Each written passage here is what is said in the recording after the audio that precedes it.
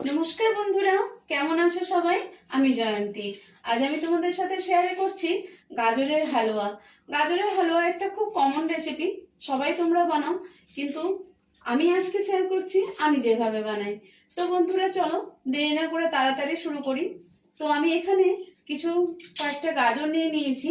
প্রথমে সেই গাজরগুলোর খোলাগুলো প্রথমে আমি একটু ছাড়িয়ে নিচ্ছি। তো আমি দেখো খোলাগুলো প্রথমে পরিষ্কার করে ছাড়িয়ে নিয়েছি। এরপরে এগুলো একটা গ্রেটারের সাহায্যে গ্রেট করে নেব।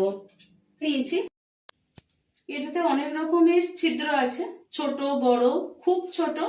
তো আমি এই মিডিয়ামটা, খুব বড়টাতে করছি না, এই মিডিয়ামটাতে করছি। মিডিয়াম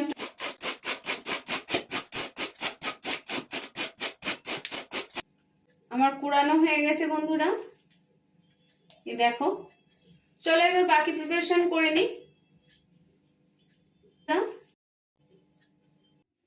এবার আমি গ্যাসের মধ্যে একটি কড়াই চাপিয়ে দিয়েছি।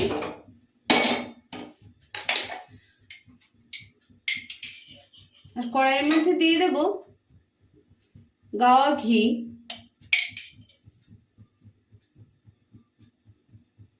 আমি এখানে 2 টেবিল চামচ গাওয়া ঘি দিলাম।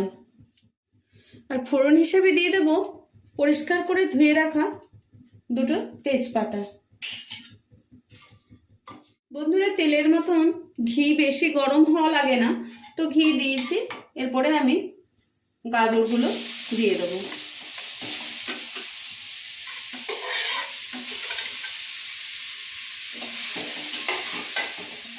বন্ধুরা, গাজরের হালুয়া কিছুই নয়, বাস এই গাজরটাকে খুব ভালো করে নেড়ে চেড়ে ভেজে নিতে হবে।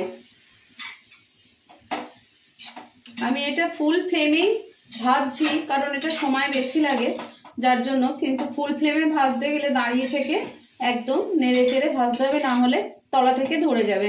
যে কোনো জিনিস ধরে গেলে তো টেস্টটা তো পুরো খারাপ হয়ে যায়, যার জন্য আমি ফুল ফ্লেমে ভাজছি, কিন্তু আমি এখানে দাঁড়িয়ে থেকে নেড়ে চেড়ে ভেজে নেব।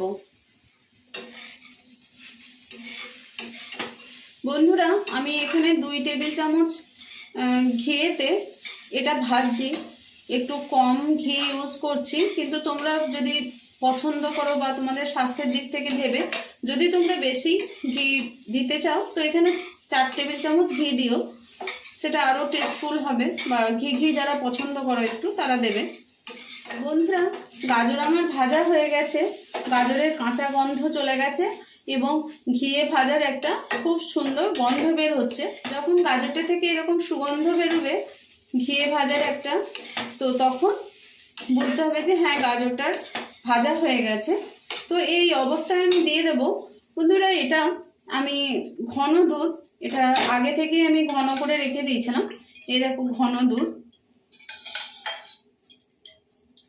তো এই দুধটা আমি এর মধ্যে যোগ করে দেব।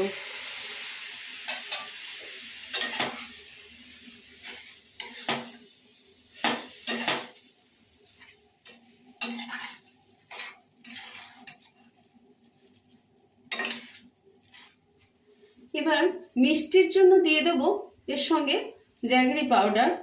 বন্ধুরা, তোমরা চিনি ব্যবহার করতে পারো, তো আমি আজকে এখানে ব্যবহার করছি জ্যাগরি পাউডার। তো আমি এখানে এই সবজি তোলার চামচে 2 চামচ জ্যাগরি পাউডার দিলাম।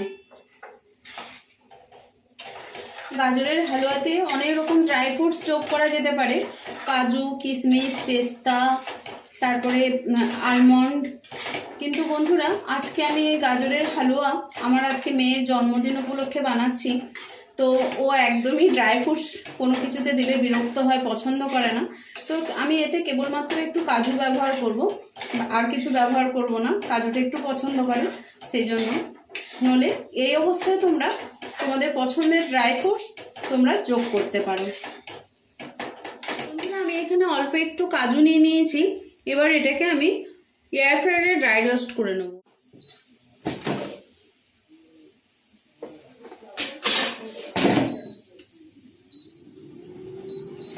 বন্ধুরা, গাজরের হালুয়া কেউ একটু শুকনো শুকনো ড্রাই ড্রাই পছন্দ করে, আবার কেউ কেউ একটু কাদা কাদা পছন্দ করে। তো আমার ফ্যামিলিতে একটু শুকনো শুকনো পছন্দ করে বলে আমি একটু শুকনো শুকনো করছি। রোস্ট করে নিয়েছি, এবার আমি এটা এর সাথে যোগ করে দিলাম।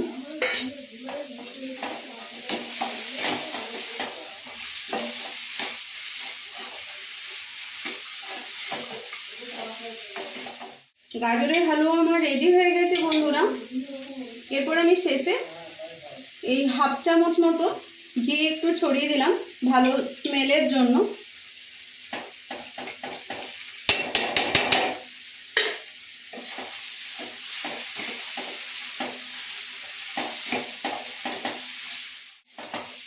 একদম রেডি হয়ে গেছে আমার গাজরের হালুয়া।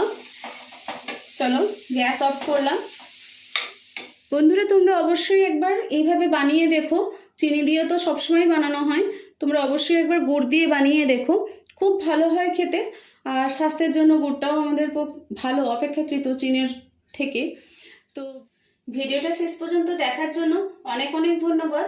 সবাই খুব ভালো থেকো, সুস্থ থেকো, আনন্দে থেকো। দেখা হবে পরের একটি ভিডিওতে।